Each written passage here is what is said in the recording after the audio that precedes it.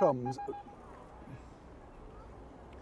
chums, when you trot around London, the thing that you find is literally history alive. And I've often said here, I just find many of it absolutely fascinating.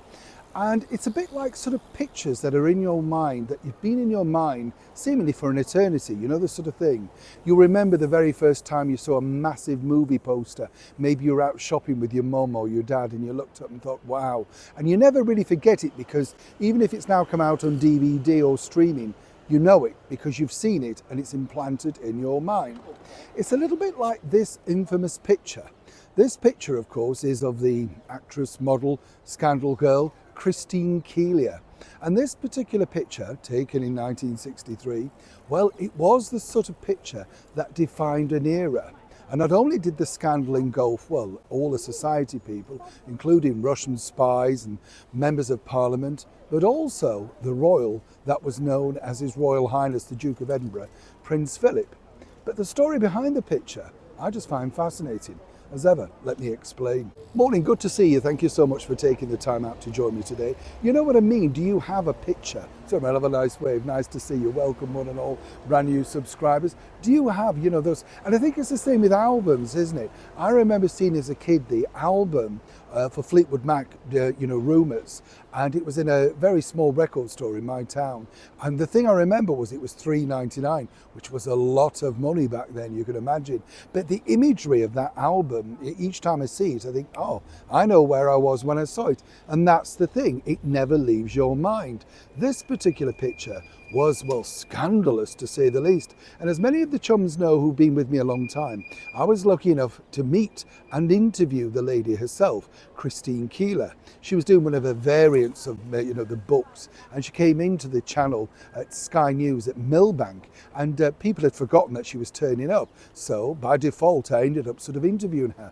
And I was so lucky in many respects, because I'd seen the movie with John Hurt and knew the story, but of course she corrected me on many levels. And what was fascinating was, even at that point in her life, and she was clearly doing the book for money, and why not? But the thing was, she wouldn't really say exactly the connection between the monarchy and that particular scandal. You see, the story goes that Prince Philip, who was a good friend of her friend, Stephen Ward, who sadly killed himself during the scandal, during his own trial, well, he was an osteopath. And not only was he an osteopath, he was a sketch drawer, artiste, whatever you want to call it, sketcher, not really a painter, but as she pointed out, just would doodle on people of anybody. But so good that he was invited to Buckingham Palace on a number of occasions. And on a number of occasions, he sketched Prince Philip. Many people suggested also that he was his own osteopath, but Christine really wouldn't be drawn into this particular scandal.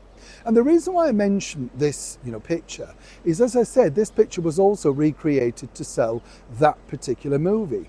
And that particular movie was fascinating in itself, because I was asked then to help promote the single from the movie, Nothing Has Been Proved, sung brilliantly by the late and wonderful Dusty Springfield, who I got to meet, and consequently the Pet Shop Boys, who produced it as well. Great single, great movie. But what's interesting is I never knew where that picture of Christine, the original Christine, was taken until I came stumbling across this. Now, this is Greek Street in London, and this particular place that you're looking at now is in fact, well, just as famous as that picture. This is the Establishment Club, put together by Peter Cook and Dudley Moore of Pete and Dud fame. And they put the Establishment Club together to be against the establishment. Remember, they were very big at the time, satirists, all that sort of stuff. Fascinating. Didn't really last that long, but they fought hard. And eventually there was a green plaque put up to say this is what had gone on there, right? Now, I didn't realise until looking at this wonderful picture by Lewis Morley, who took the picture to help promote this movie called The Christine Keeler Story. And this was made over in the Netherlands simply because it wasn't allowed to be made over here. Apparently even that was still a hot potato and way too scandalous. So he took that picture of Christine, which gives the illusion of nudity and scandal, in the Establishment Club at number 18 Greek Street, Soho. And as she pointed out to me, nobody had any idea. She said she knew it was racy and she knew that it was going to cause a sensation, but she never realised that that one snap would carry on and become the defining moment of the Perfumo scandal. As you know, with Prince Philip, the whole story died simply because Mandy Rice Davies, who I also met alongside Christine Keeler, when there was the musical put together about Stephen Ward by Andrew Lloyd Webber, which wasn't that successful. Well, what was interesting was, once Stephen Ward was out the way, the story simply disappeared. Must have been something of a relief, and I'm not suggesting anything untoward or otherwise. But again, you just realise how close royals have skirted in the face of scandal. And now you know the story of this infamous picture. Neil Sean in the very heart of London.